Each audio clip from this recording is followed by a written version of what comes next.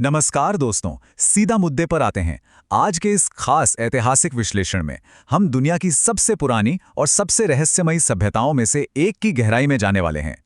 ये इतिहास का एक ऐसा कोल्ड केस है ना, जो आज भी बड़े-बड़े पुरातत्वविदों का दिमाग घुमा देता है।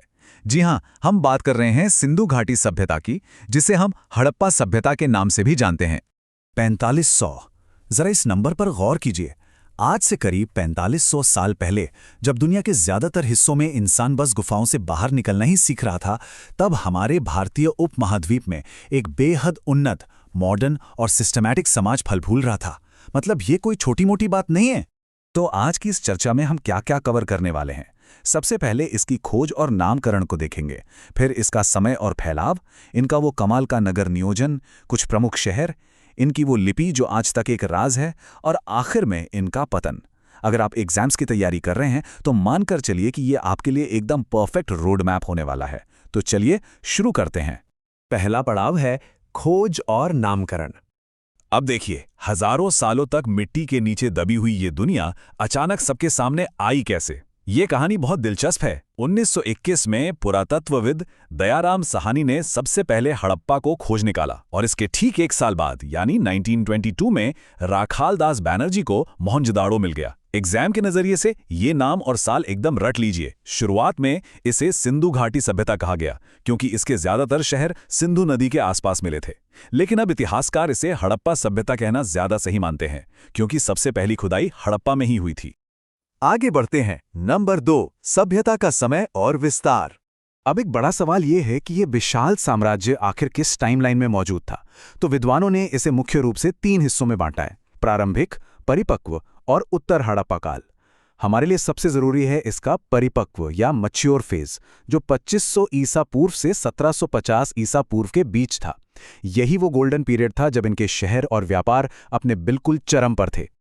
और अगर हम इसके भौगोलिक फैलाव की बात करें ना, तो आंकड़े सच में हैरान करने वाले हैं।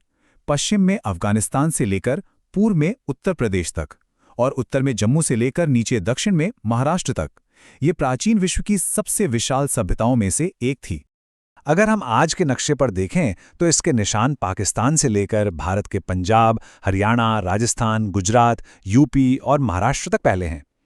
इस पूरी सभ्यता का जो सबसे बड़ा केंद्र था वो था मोहनजोदड़ो, जिसका मतलब ही होता है मृतकों का टीला। अच्छा, एक सवाल और है, इसे बनाया किसने था?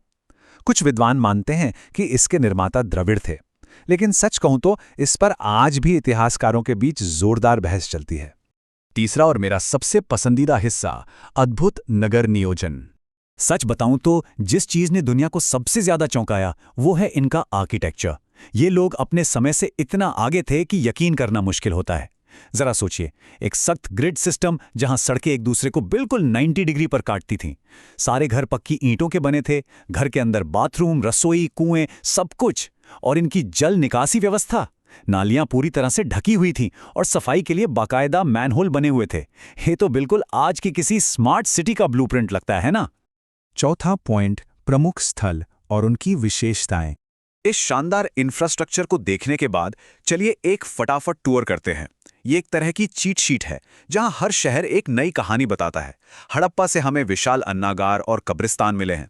मोहनजोदड़ो से मशहूर ग्रेट बाथ और कांसे की नर्तकी की मूर्ति मिली है।